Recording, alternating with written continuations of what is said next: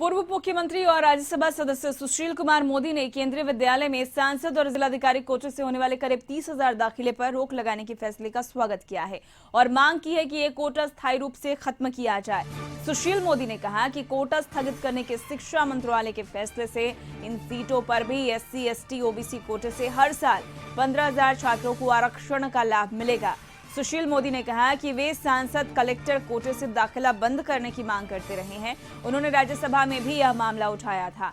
उन्होंने बताया कि अब तक हर सांसद 10 और विद्यालय प्रबंधन समिति अध्यक्ष के नाते हर कलेक्टर अपने जिले के हर एक केंद्रीय विद्यालय में न्यूनतम 17 छात्रों का नामांकन अपने कोटे से करा सकता है।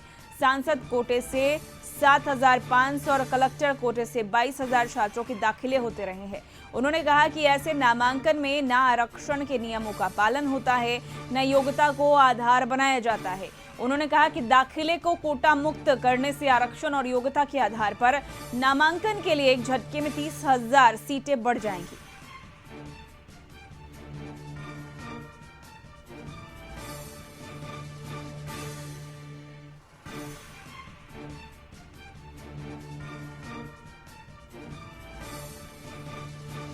लगभग 30,000 सीटें ऐसी थी जो MP कोटा, कलेक्टर का कोटा हुआ करता था, जिसमें न तो आरक्षण के नियमों का पालन होता था और न ही किसी प्रकार की योग्यता या मेरिट पर नामांकन होता था। वह ऐच्छिक कोटा था, इनमें जिसको चाहें हम लोग उनका नामांकन के लिए हम अनुशंसा कर सकते थे। और बेचारे सांसदों की तो बुरी हालत थी। 10 का कोटा और 500,000 लोग उनके पीछे दौड़ते थे, एडमिशन करा दीजिए। उनकी अलोकप्रियता का भी एक बड़ा कारण था। सीतामढ़ी में स्थापित सुपर पावर ग्रिड चालू हो गया है और केंद्रीय ऊर्जा मंत्री RK सिंह ने इस ग्रिड उद्घाटन कर राष्ट्र को समर्पित किया। सीतामढ़ी ग्रिड की क्षमता 400/220/132 kV है और ये उपकेंद्र सीतामढ़ी जिला की डुमरा प्रखंड के परमानंदपुर गांव में स्थापित है। करीब 36 एकड़ में बने इस विद्युत उपकेंद्र की कुल लागत 644 करोड़ रुपए है और इसकी ट्रांसफॉर्मेशन क्षमता 1400 MVA तक है। यह उपकेंद्र मोतिहारी और दरभंगा उपकेंद्र से जुड़ा है। केंद्रीय ऊर्जा मंत्री RK सिंह ने कहा कि आने वाले दिनों में ऊर्जा के क्षेत्र में भारत की उपलब्धियों को देखकर दूसरे देश उसका अनुकरण करेंगे। उन्होंने कहा कि जब बिहार में NDA की सरकार बनी थी तो बिजली की हालत बेहद खराब थी, लेकिन NDA की सरकार बनते ही बिहार में बिजली की स्थिति बेहतर हो गई और आने वाले दिनों में बिजली के क्षेत्र में देश को और बेहतर किया जाएगा।